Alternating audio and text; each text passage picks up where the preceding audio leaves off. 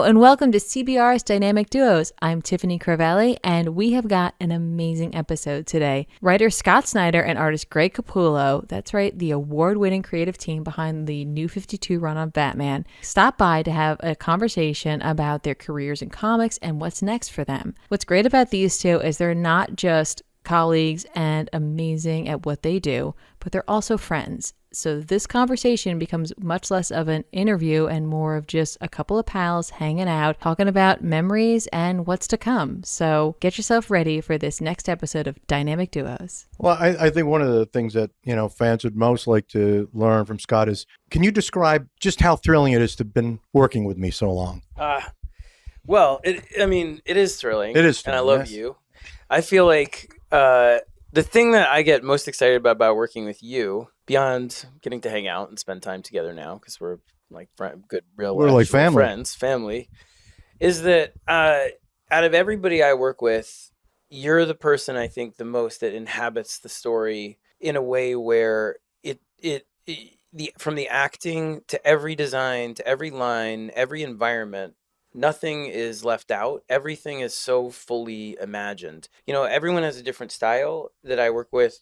Jock does this and Rafa does that. But there's nothing quite as totally robust and fully realized as when you do the thing. There's no cheating in any of it. There's no sort of hiding in it. It's all so vibrant. Like when we do Batman, like Gotham just comes to life. Like the characters, their acting comes to life and that. So I get excited because I know, whatever we're working on, it's going to be something I can really lose myself in because it just presents itself like like this real living thing very quickly. Well, I have to say I did that question as a tongue-in-cheek thing.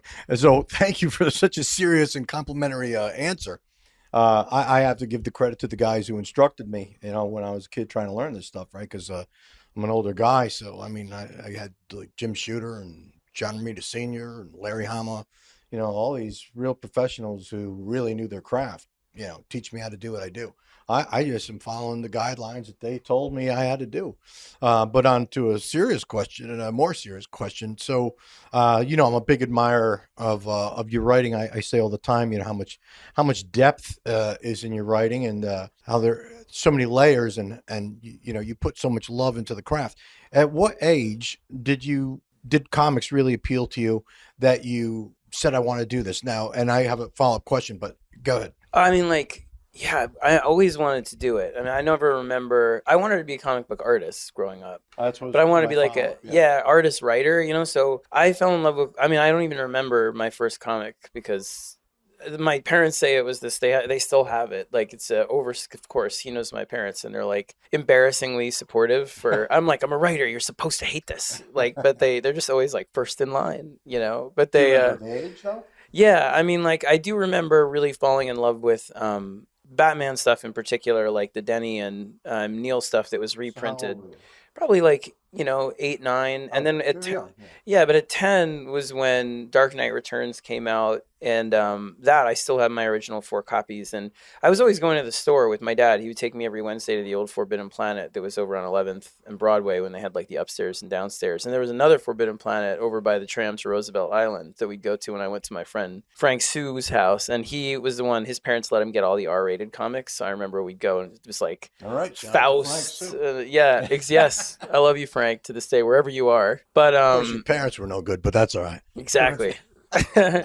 Yeah, so it was always there. I always wanted to do it. It wasn't until about college where I just realized the art. I wasn't good enough at the art, and I didn't feel like I fell in love with the storytelling through the writing more.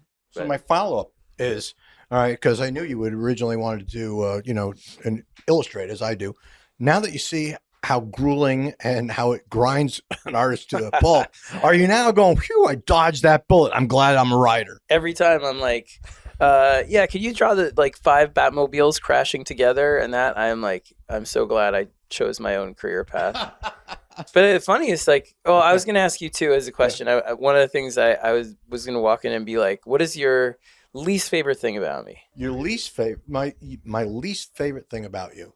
I would say, well, it's changed because you've gotten much better. Very overly wordy in the early times, And I remember saying to you, if you don't look back with a bit of embarrassment on like our early beginnings, you haven't grown at all. That's my thing. Apart from that, on a personal level, I go just sometimes because you got some of my old temper I used to have, Yeah. and you have that. And I find that sometimes, over these years, as your older brother, I've had to sort of like try and calm you down, which I've learned is an impossible task.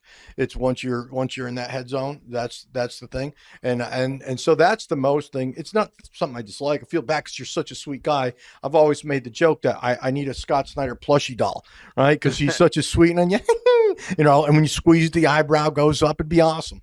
Yeah, no, that's it. So you've gotten better on the wordy thing, and I think you've gotten better at the temper thing. I think you fell victim to a lot of the pressures of the business that you've had to go through. Thank you. I thought you were going to be like, how long do we have? That was my guess. I like Scott Snyder. I like Scott Snyder very much. Thanks, man. Yeah, one of the things that always fascinates me about you with like going back to the question that you asked me was like, did you have a point when you were young where you were like, you realized it's what you wanted to do, or was it always there? Because whenever we talk about it, you have stories about drawing when you were so young, and also it seemed like you had this passion to do it, even though you were in an environment where it seemed like you didn't know a lot of people that were doing it necessarily. Right. And it wasn't like a straight career path. But when you tell stories about going to the train station and sketching anatomy and all that stuff, I'm always like, did you have a comic or a moment that was like a lightning bolt, or was it more like I always the lightning bolt came, really pretty early, like around 7 or 8 years old. An older cousin had given me a Adam Strange comic book. I think that's the very first superhero comic book that I ever opened and saw. And then he gave me a handful of others, and I'm sure, it was things along the line like, Batman, Justice League, whatever it was. And then I got exposed, with my mother bringing me shopping to Spinner Rack, and then I saw Mad Magazine, and there's even one that was called Cartoons, and it was, cartoon illustrations, but it was for hot rod heads, And so at that very early age, I go, this is what I want to do. And I remember showing my older cousin my crude drawings at that age and go, you think someday I'll be good enough, to draw? And he'd go, I don't know.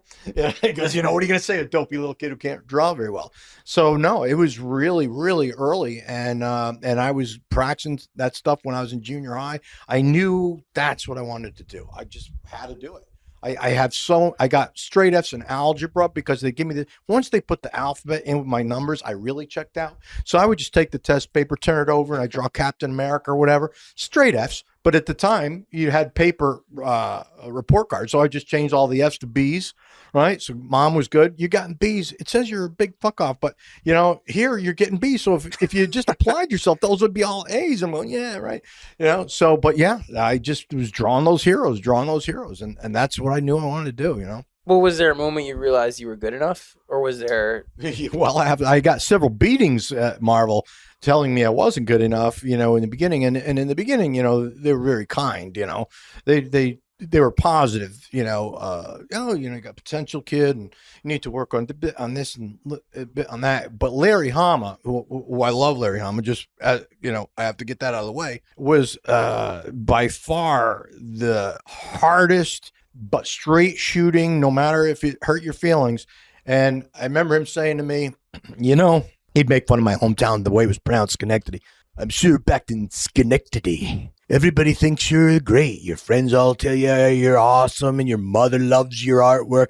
But you're in New York City now, where the greatest of the great come, And he really, really let me know that I was nobody and that I had a very long road to go.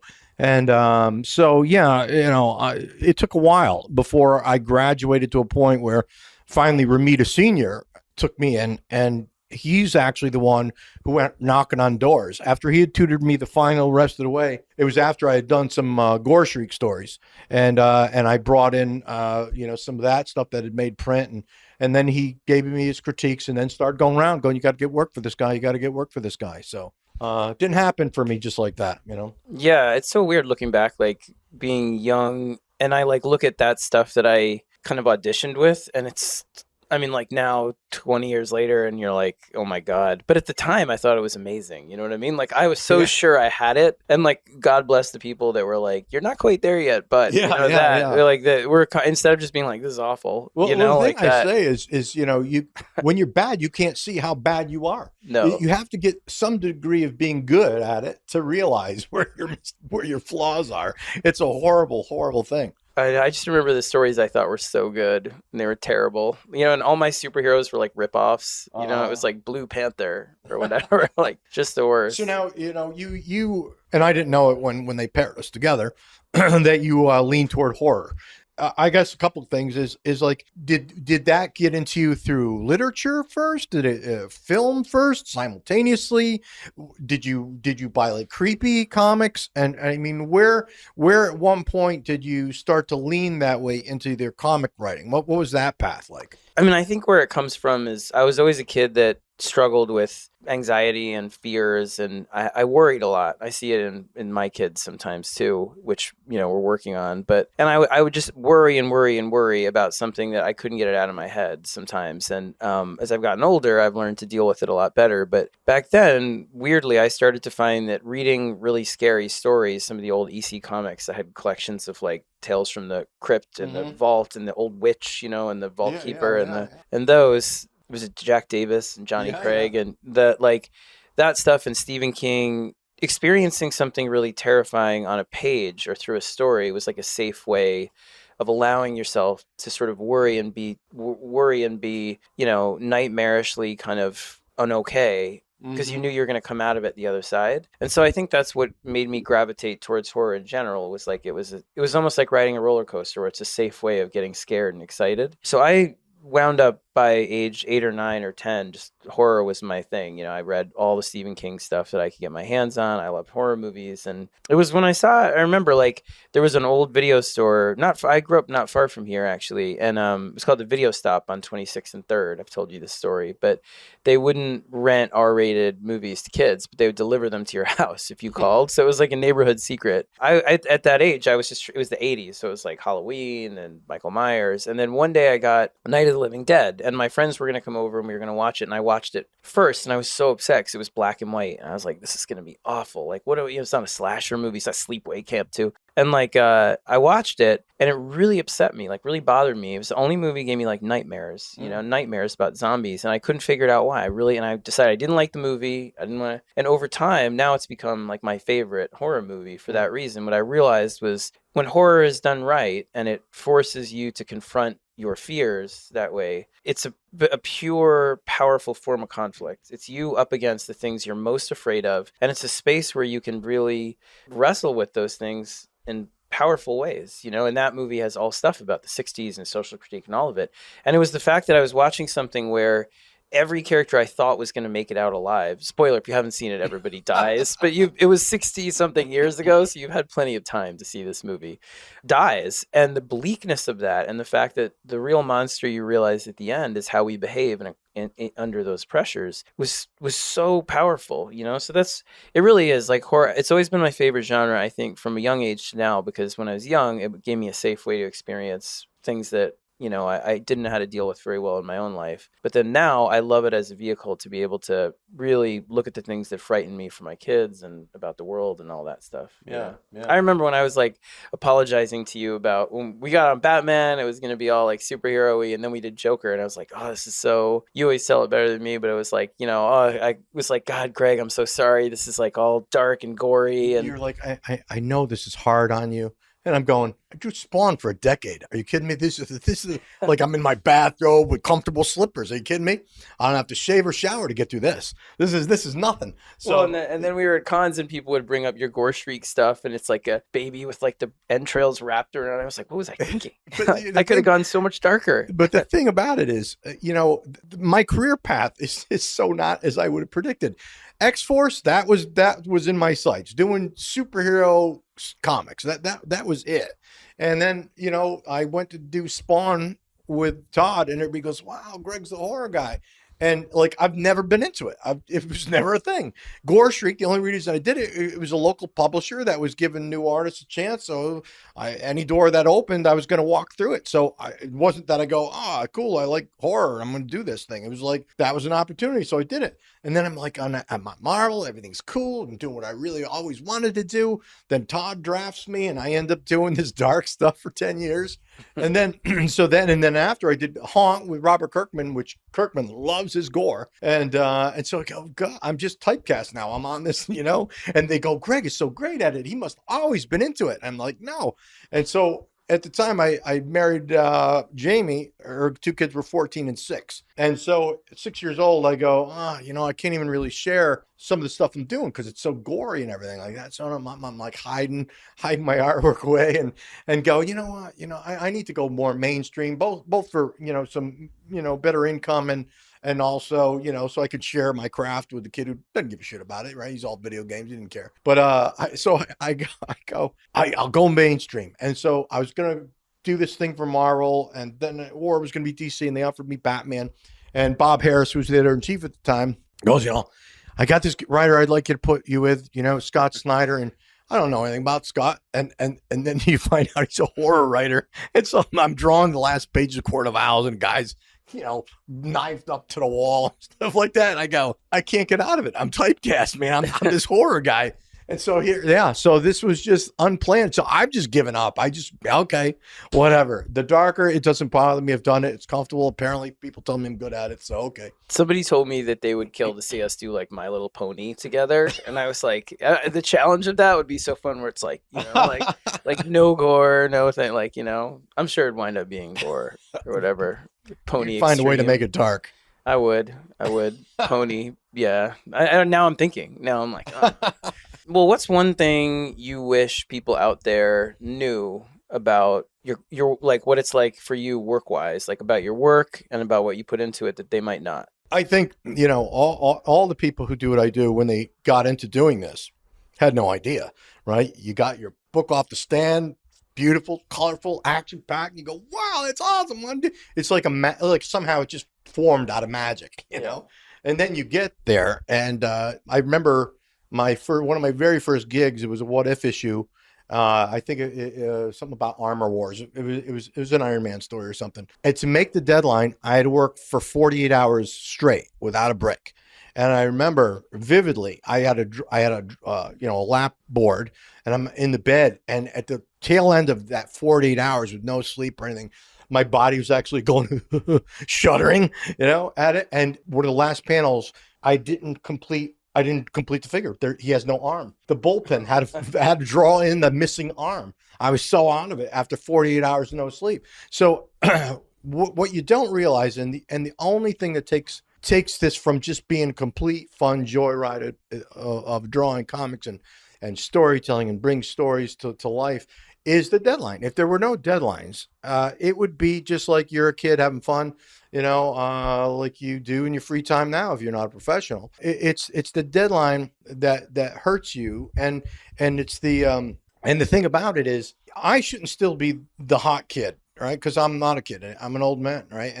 And I attribute that to providing a body of work. You have to have a body of work that keeps you out there in the fan's eye, keeps you relevant, and over decades, they have something that they go back and draw upon. And maybe I lived my life wrong, or maybe the young guys because a lot of the young guys, they don't want to do that month after month after month grind, or they'll get bored short while in and they'll switch projects and they don't have. And I've had professionals ask me, Greg, how do you do it? It's what I do. This is the life, I don't see my friends. I don't go to parties. I'm a guitar player. I don't play in bands anymore. I pick up my guitar once in a blue moon. I go, you have to sacrifice it all for your craft if you want to be really good at it. And I think that's what they don't realize. Certainly the life of a writer is simpler, and for a couple of reasons, but one of the reasons a writer can work anywhere. Yeah. You could be on a beach, right? But you're formulating, right? And maybe put some notes down and take a memo. But when you're an artist, that's it. You have to sit in that chair and you have to do it. And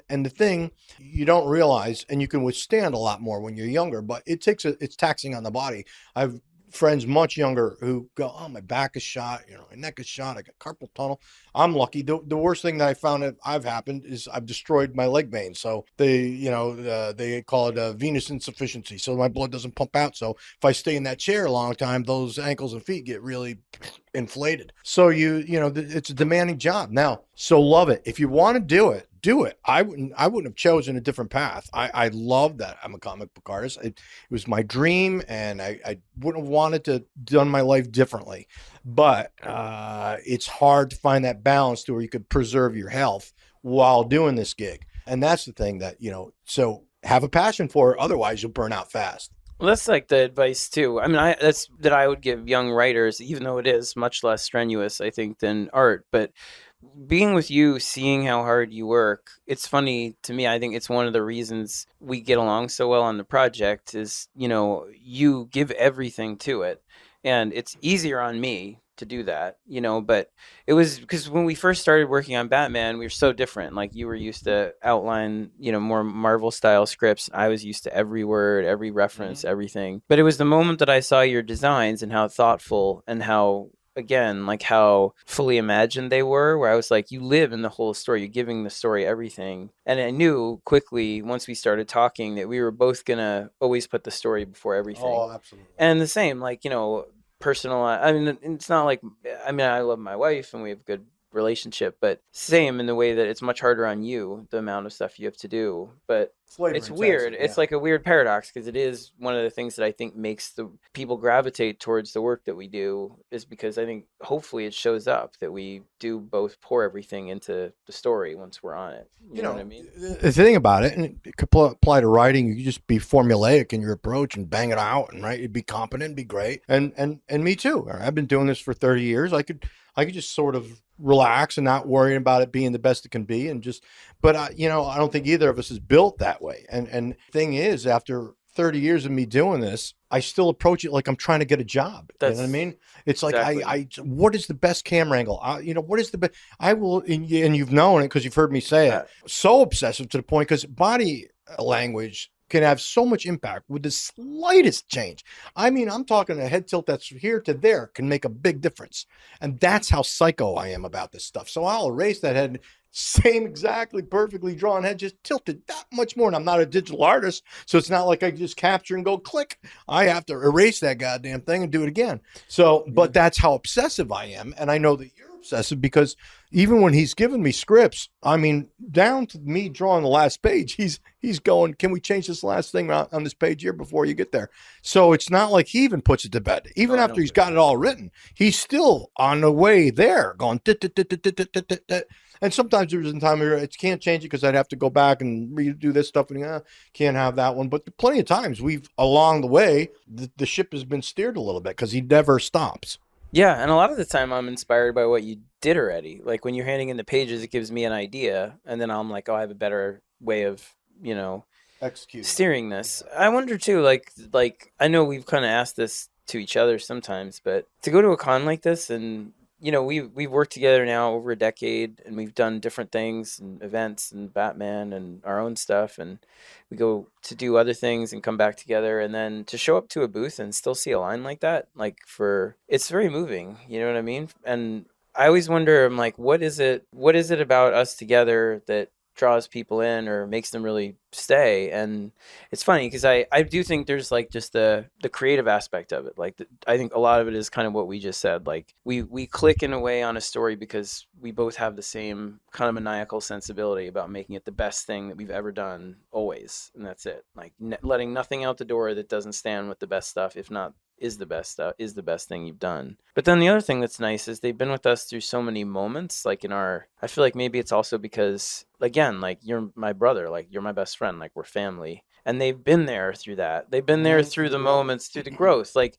I remember when your kids were young, you remember when I didn't even have probably like at least one of them. Mm-hmm.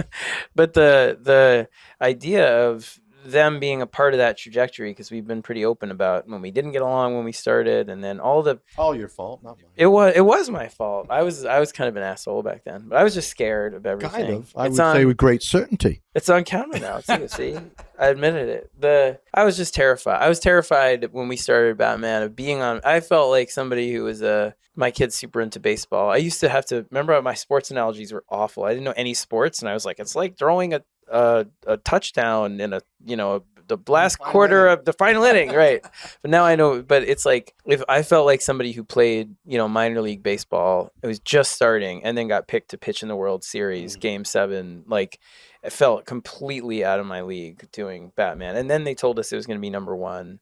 And then, all of it. So I was just, the only thing I knew how to do was protect to write the way I had been writing. And if I had to change any of that, it was so much I was so terrified already that I was very inflexible. Whereas Greg was much more like, give me more room because I'll take some of the weight off you. And also it gives me I'm better. Like then it makes my stuff better to have the room to imagine all of it. So it took me a while to loosen up. But I mean, they've been with us from that stage to like the first time you and I stuck up for something together, which was when you turned the page in Court of Owls through Issue 5 of Court of Owls. Yeah, through the fights that we had, the fights that we had with DC about the ending of that story, and then through our first events, like the Joker stuff and the origins and like everything we were pretty transparent about. I think when we were worried about something or when we believed in something or what we were selling to them. And I don't know, that's my hope, is that they feel part of the friendship that we have, because I feel that way about them. I know you do too. I'm sure I can't put a pin on what it is. I'm just grateful that it is. Yeah. And but one thing, though, I think that anybody who sees the name Snyder and Capullo on a book, can it go, at least I'm going to get my money's worth, because I know that both of these guys are giving it their best every time. So yeah, in one regard, I mean, I'm sure it's because we're a safe bet in the fact that they know they're going to get something for their money. It's not going to be, and they know that about us. And maybe some of the part is they've seen our action and they go, oh, these seem like two pretty good guys, which I like to think that we are. Me a little better than you, but I just kidding you. But I think they see our camaraderie, and maybe it all factors in. Who knows? It's such an intangible thing. All I am is grateful, because certainly, fans can be fickle, and there's the hot new guy and the hot new writer, the hot new artist, the hot new team, the hot new book, whatever it is. And you're yesterday's news. And the fact that we've had any kind of endurance as we have and longevity, I mean, my head has never gotten big in my whole life about this kind of thing. I mean, I look at it as I'm grateful and I'm lucky, and thank you. Yeah, same. I just think, how do we pay them back? And the only way I think you can give you the best work. Work, exactly. That's it. That's the only thing you could do. Yeah, that's the only thing you could do. And be nice to them at these. Well, listen, it's easy to be nice to fans at shows because nobody gets in line to tell you that they hate you. They all tell you something nice, right? I know. I love when they're like, I know you've probably heard this before, but this is my favorite book. I'm like, that doesn't get old. No. The funny one for me is, because Jamie, who's, by the way, off to the side still right now, she's always with me. And there's plenty of times where, she's right here while I'm signing or standing right here. And every once in a while, all fans are complimentary and say nice things to you and make you feel good. But there's every once in a while, there's fans who come up and they're just, I mean, you are the greatest thing that I've ever encountered. You are, I've seen it. And they just build you up to this point. And I'll turn to Jim and go, are you listening to this? Are you paying attention? Are you taking notes? Okay, because when I'm home, all right, I want a little bit of this. I want a little bit of that right there. All right, take notes, huh? Otherwise, I'll divorce you and marry that fan right there. So anyway, it doesn't, and I'll tell you, okay, from my perspective, okay, it's a very lonely job. What I do, I'm alone in that room, and I'm drawn day in, day out, 7 days a week, 12, 16 hours a day, doing it. And so it can get depressing, right? When you don't even look up to see if it's sunny out, right? Because you're there. And so you feel like you're alone, but when you come to a show and the fans show you this kind of affection, it shows me that I'm not really alone. I'm alone in that room, but I'm not really alone. I have this sprawling family, in all the states, across the globe, in different countries. And you go, it recharges me when I go home. I go, I have a family. It's this large, huge, giant family, and they're rooting for me, and I'm trying to do the best I can for them so that I don't let them down, so that they go, that Greg, he's a hell of a guy. So it recharges me, these shows, and probably for you Oh too. yeah, me too, 100%. I mean, because the weird thing is, like, to make anything you care about, for you too, like, you have to put everything into it. And writing for me, the way I was taught, or the way, like, we were just talking about, my favorite horror stuff, my favorite, stories in general are clearly really personal. I mean, everything's personal, but the ones that really wear their sort of the passion on the sleeve. And so to sit alone and to have to make something where you're facing, especially in horror, like, or even big high drama like Batman,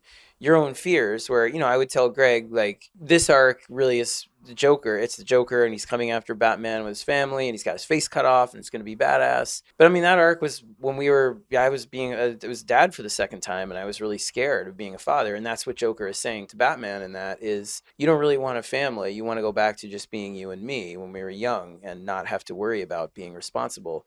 And Zero Year was written for my kids, about, I wanted Batman to face the fears that I saw my kids staying up at night about gun violence and this and that, even though it's masked and all of this kind of comic lunacy. So to sit there and stare at a screen or a board and have to be alone, and then look into the things you're afraid of or you're hopeful about, and translate them onto a page somehow, it's lonely. It's also really scary, at times, because you're being asked to do things that I think most people during the day, job can be the opposite of that. It can be, you don't have to think about the things that you're really deeply afraid of, or really deeply care about, or hopeful for, but that's the job. The job is taking that stuff, staring into that mirror all day, and making something out of it that's going to reach other people or affect it. So certainly the majority of your career in writing has been darker. Yeah. Now, could you thrive in an environment of lighthearted, colorful superhero world that lacked that element, or do you need that edge?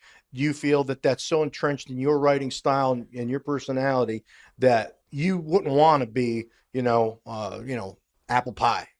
My favorite, it has teeth. Like, I could definitely, I enjoyed writing Superman for a bit and Justice League, but I always need to create a villain that, for me, is the real embodiment of the worst fears of the hero. And that usually means going pretty dark. So sometimes they can be comical, like Lex Luthor can kind of be grandstandy and that.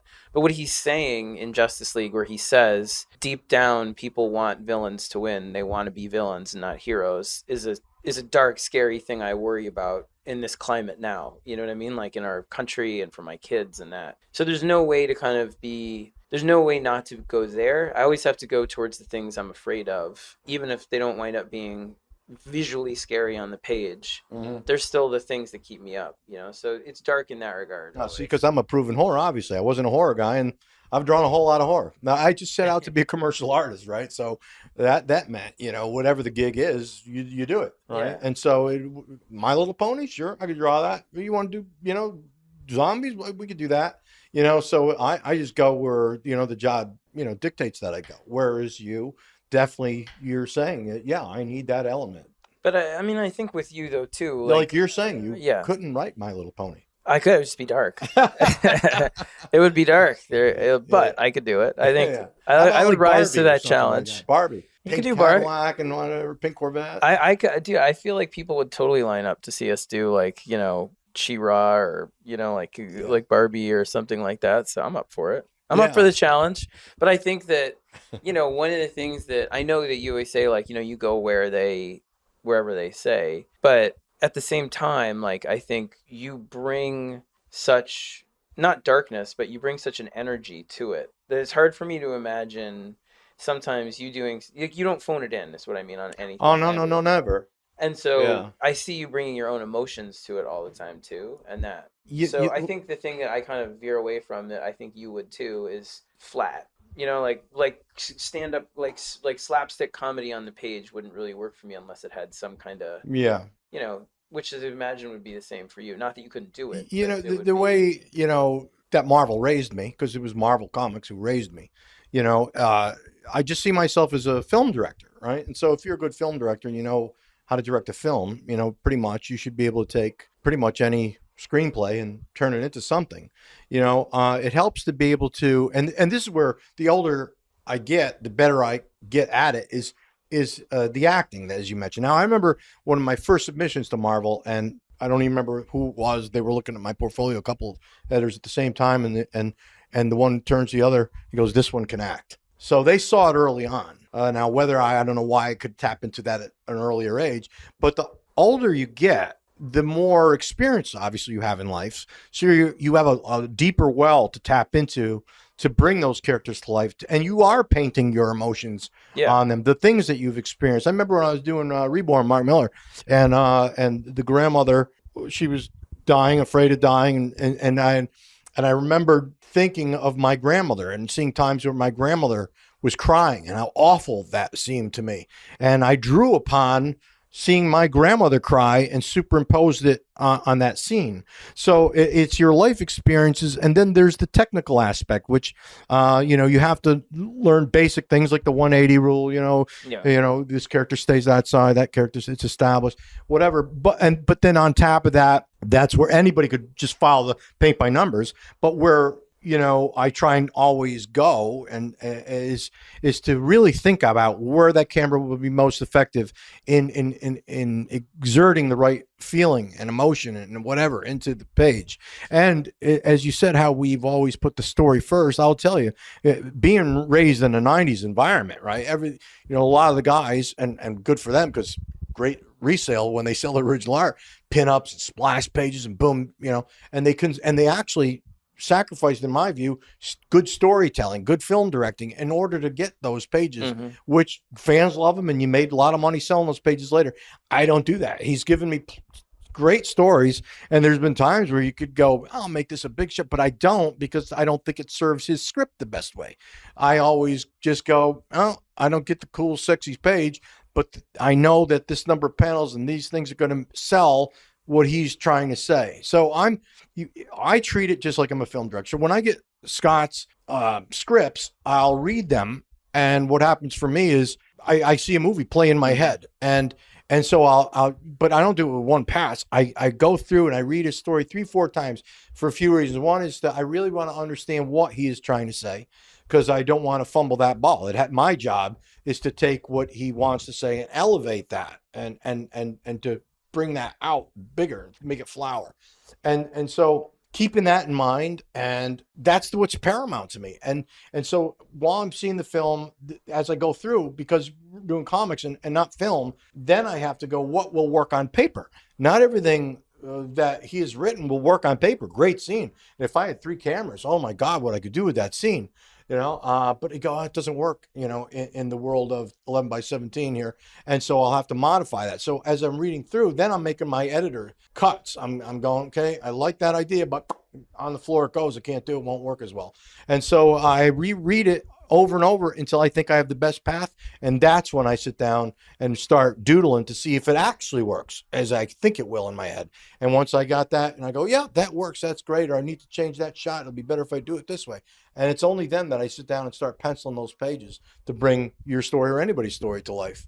Yeah. I mean, I've seen the process, and it's amazing to me. And one of the things that's so interesting about it is also, I feel like, how it's a living thing, like back and forth. And the worst experiences I've had in comics, and it's not to knock anyone at all and not throwing anyone under a bus, is the thing I really realized I didn't like about writing books was the loneliness of it, that it's just you doing it alone. And the thing that I suddenly remembered about comics or discovered about it, and as a creator, was how collaborative it is, and the idea of giving somebody something you're vulnerable about, like you love it, but you're also giving it to them to make better and giving them room to do that. And then when it comes back from you, whether you're showing me the pencils or you send layouts, sometimes once in a while, it'll be like, what do you think? Blah, blah, blah.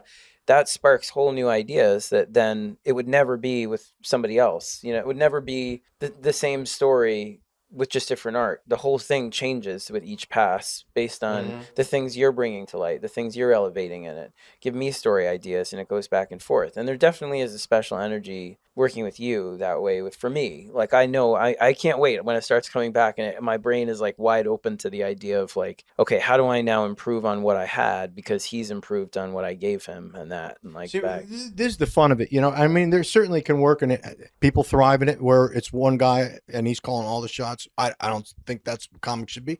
I think comics should be like a group, you know, rock group or whatever. And you know your bandmates and you trust your bandmates. You like you. Oh, you're great at your instrument. I love what you do.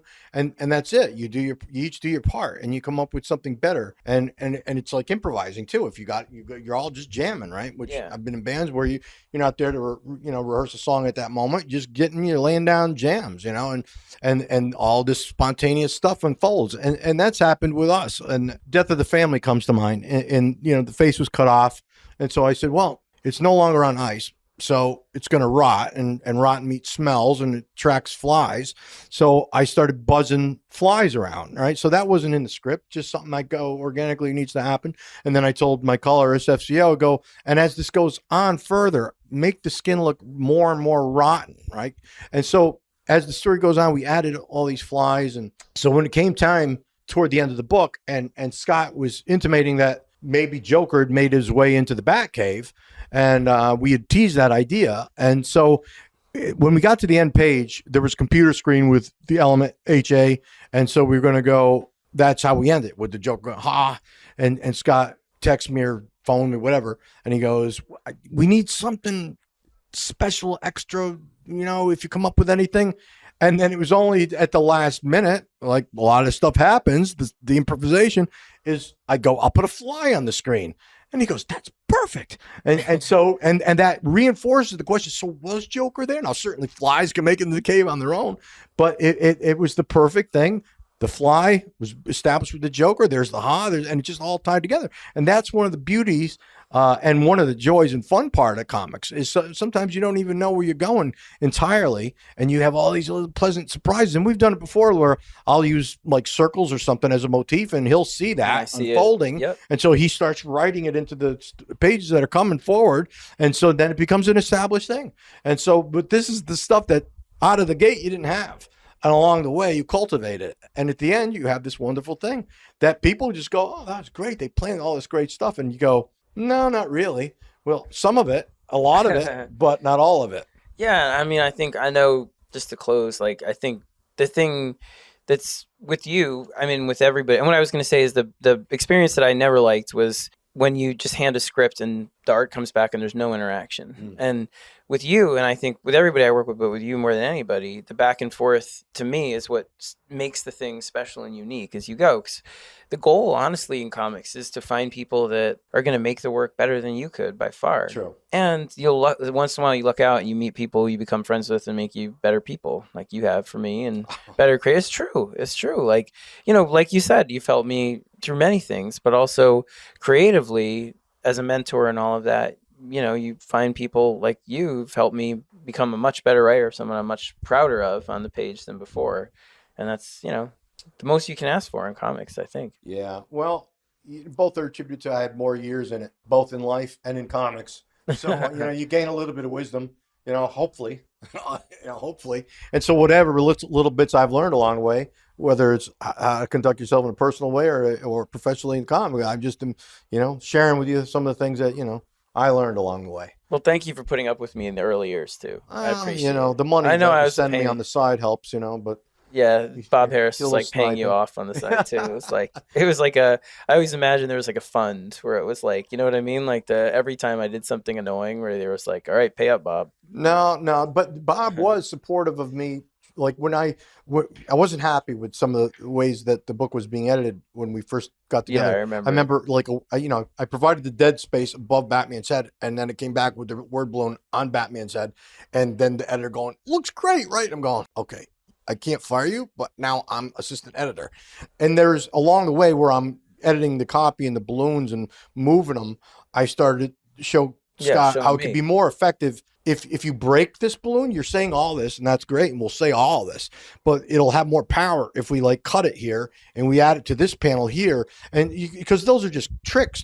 You're saying the same stuff, it's just moving stuff a little bit, and it can really be impactful. So Bob was like, man, thanks for, giving those pointers to Scott.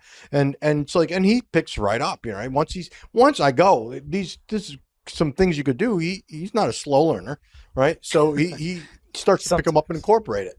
Right. Yeah, man. It's been a blast. My hope is we get to do this till we drop dead. Well, I'm 15 years ahead of you, so I'm sure I'm going to be first on that.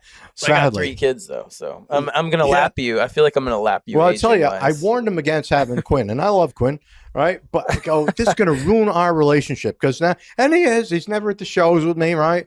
Now, most of the time alone, and I see him with his Instagram with his super dad pics. Hey, I'm super dad doing the cool dad thing. Here I'm at the ball game. Here on a slide. And I'm going. Here I am signing books by myself because you had to have another kid. Couldn't have settled for another cat or another rescue cat. Had to have another kid, and now look at what's happened to our relationship. I'm just gonna Photoshop your face on his face and then send you pictures from all the ball games and all that stuff. It'll be good. I can do the same when I'm signing. Oh, he's here. He's here. Yeah, you had that dummy. Remember you had that like fake head. Oh yeah, Scott invited me to talk and in my class. And so I drew my facial hair on the styrofoam dummy's head, put my Black Label Society cap on it. And I raised the head, and I'm talking off screen, and that head was there for a good 10 minutes talking, right? Yeah, and I'm animated, I'm awesome. moving, nod, yeah, right? They loved it, right? Well, They did. Listen, I'm a class clown. What can I tell you? Thank you so much, Scott and Greg, for being with us today. We really appreciate it. If you'd like to check out some of Greg and Scott's work, you can find them at your local comic book store or anywhere comics are sold online. If you enjoyed today's episode, please take a moment to rate and review us. And thank you, of course, for listening. We'll see you next time on the next episode of Dynamic Duos.